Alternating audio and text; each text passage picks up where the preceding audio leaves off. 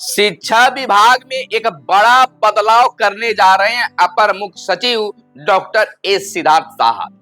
हाँ, आप सही सुन रहे हैं। सरकारी स्कूलों के संचालन, बच्चों के पढ़ाई लिखाई, शिक्षकों के वेतन, स्थानांतरण और प्रोन्नति से तमाम चीजों को देखते हुए विद्यालय संचालन के लिए गाइडलाइन बनाने की बातें चल रही है।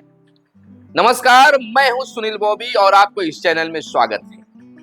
पूरी खबर को बताने से पहले आपसे आग्रह है कि चैनल पर पहली बार आए हैं या अब तक चैनल को सब्सक्राइब नहीं किए तो चैनल को जरूर सब्सक्राइब कर लीजिएगा, क्योंकि आपके प्यार दुलार से हमें काफी उत्साह मिलता है। और यह जरूर बताइएगा कि ट्रांसफर और पोस्टिंग पर लेकर आपके मन में क्या विचार आ रहे हैं। क्या समय पर ट्रांसफर और पोस्टिंग शिक्षा विभाग करने में सफल हो पाएगी, यह आज की जरूरी सवाल है। देखिए, शिक्षकों की विभिन्न समस्या मुंह बाए खड़ी है।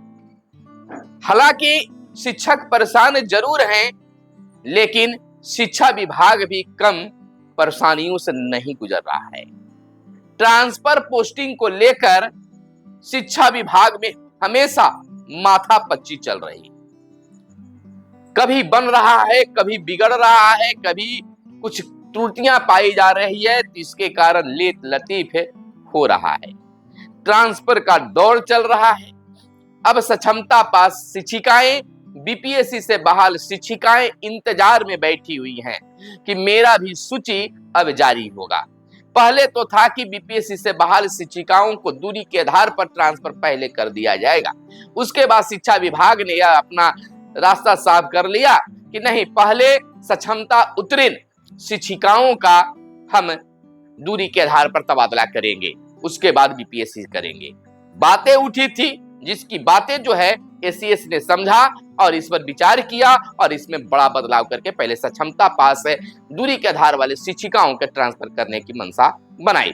कार्य भी अंतिम दौर में है, कभी भी सूची प्रकाशित किया जा सकता है। और उसके बाद बीपीएससी से बहाल जो शिक्षिकाएं हैं जो दूरी के आधार पर ट्रांसफर मांग रही हैं, उनका तो पहले से ही तैयार है। बस सक्षमता पास वाले का सूची अगर जारी हो जाता है तो उसके बाद उनका भी हो जाएगा। इधर प्रधान शिक्षक भी परेशान है कि राह देख रहे हैं कि हमें कब राहत मिलेगी, अपने स्कूल में पदस्थापित हो जाएंगे।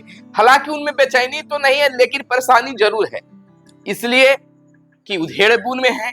करे तो क्या करे, हमें कब जाना पड़ेगा कहना नहीं पड़ सोचना पड़ रहा है, इसलिए वह जल्द ही पोस्टिंग की मांग कर रहे हैं। हालांकि बीते दिन जिला ऑप्शन जो बचे हुए प्रधान शिक्षक थे उनके लिए जिला ऑप्शन का ऑप्शन खुल गया है और जल्द ही ऑप्शन को आप भर दें, उसके बाद प्रखंड ऑप्शन और उसके बाद प्रधान शिक्षकों के स्कूलों में पोस्टिंग की भी बात चलेगी। एसीएस की बड़ी प्लानिंग इन दिनों चल रही है। स्कूलों में क्या क्या सुधार की जरूरत है, शिक्षक इस पर क्या कर सकते हैं, शिक्षकों की वेतन विसंगति कैसे दूर करें, शिक्षकों को ट्रांसफर को लेकर हम कैसे खुश कर दे, शिक्षकों की परेशानियों से कैसे निजात दिलाते, और खास बात स्कूल संचालन में शिक्षकों के सहयोग से गाइडलाइन बनाते। जी हाँ, सरकारी स्कूलों के संचालन के लिए अब गाइडलाइन बनेगी। एसीएस ने यह साफ कर दिया है, लेकिन गाइडलाइन बनाने से शिक्षकों से भी विचार लेना चाहते हैं एसीएस कि शिक्षक को ही स्कूल चलाना है, बच्चों को पढ़ाना कम परेशानी की बात नहीं है, और खासकर छोटे छोटे बच्चों। तो इस विचार से पदाधिकारियों के साथ साथ शिक्षकों का भी मंतव्य लेना, विचार लेना जरूरी है, और तमाम चीजों को देखते हुए, समाहित करते हुए गाइडलाइन को बनाया जाएगा और उस हर कॉपी को शिक्षकों को दिया जाएगा, ताकि उस गाइडलाइन के आधार पर ही स्कूलों का संचालन हो सके।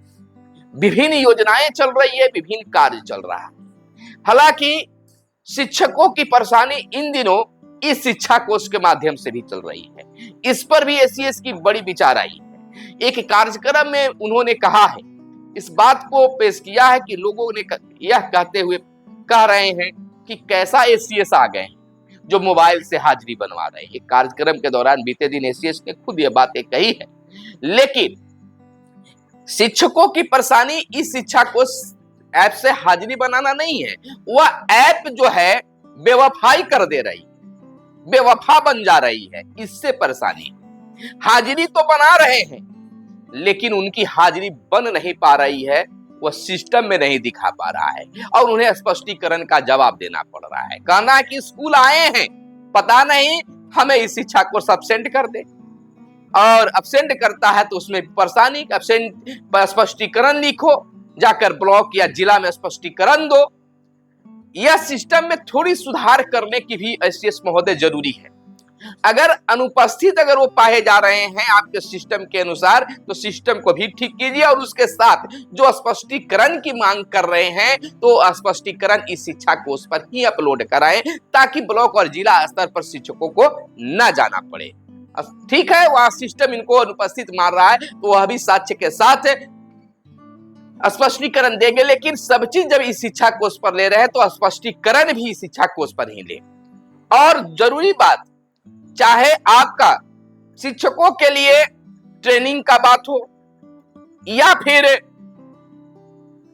स्पष्टीकरण की मांग कर रहे हैं, तो पर्सनली शिक्षकों के इस शिक्षा कोष पर ही नोटिफिकेशन बनाएं, नोटिफिकेशन का ऑप्शन बनाएं, उस पर नोटिफिकेशन दे, ताकि आने वाले उनका पर्सनली नोटिफिकेशन बनाया जाए, ताकि उस पर आने वाले उस नोटिफिकेशन को शिक्षक टच करे और खोले, अब पता चले कि हमारे लिए ये स्पष्टीकरण आया है, और उसी शिक्षा कोष के माध्यम से शिक्षकों को स्पष्टीकरण देना पड़े। फेस टू फेस देने की जरूरत नहीं हो, और नहीं तो फेस टू फेस देने के बाद में जानते ही आप हैं कि क्या कुछ होता है, क्या कुछ चलता है। तो इस तरह की व्यवस्था भी होनी चाहिए ताकि शिक्षकों को परेशान नहीं हो। हालांकि एसीएस की जो सोच है, शिक्षकों की मांग पर जो विचार रखा है, जो विचार किया जा रहा है कि स्कूलों के संचालन को लेकर गाइडलाइन बनेगा, तो वह बहुत ही सराहनीय पहल है।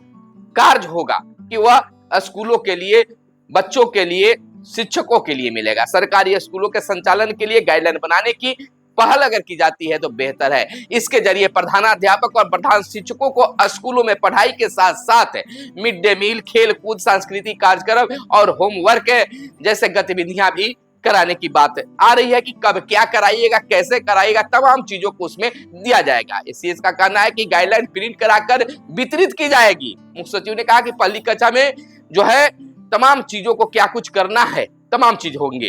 तो इस तरह से एसीएस की बातें चल रही है। उन्होंने यह भी कहा कि हमें बच्चों को इस बार से कंप्यूटर की कक्षा भी शुरू करने जा रहे हैं। कंप्यूटर की पढ़ाई होगी, हर स्कूलों में जो है कंप्यूटर दिया जाएगा। अभी छठे से 10वीं तक के होंगे, छठी कक्षा से इसकी शुरुआत हो रही है। और आगे कहा कि आगे भविष्य में पहली से भी शुरू कर सकते हैं, तीसरी से भी शुरू कर सकते हैं, पहले हम इसका देख लेते हैं। तो अब बच्चे जो हैं कंप्यूटर से भी जुड़ेंगे। बहुत ही बेहतर प्रयास के साथ आगे बढ़ रहे हैं, लेकिन शिक्षकों की ओर से कहा जा रहा है कि कभी कभी वेतन पर भी नजर रख लीजिए। 3 महीने और 4 महीने पर वेतन बन रहे हैं, समय पर वेतन नहीं मिल पाता है, इस पर भी शिक्षा विभाग ख्याल रखे। तो निश्चित तौर पर जो शिक्षा विभाग का प्लानिंग है वह शिक्षकों के हक में, बच्चों के हक में होनी चाहिए, शिक्षकों को परेशान करने वाली नहीं होनी चाहिए। तो यह खास अपडेट निकल कर आया था कि वेतन विसंगति के साथ साथ अन्य चीजों पर भी एसीएस सोच रहे हैं और बड़ी प्लानिंग कर रहे हैं कि समय पर शिक्षकों को वेतन मिले, और जो वेतन विसंगति है कमेटी की रिपोर्ट आने के बाद उसमें सुधार भी किया जाए, और बहुत जल्द ही ट्रांसफर पोस्टिंग को लेकर खुशखबरी भी मिल सकती है। मिलते हैं अगले वीडियो में, तब तक के लिए दीजिए इजाजत। जय हिंद, जय भारत, वंदे मातरम।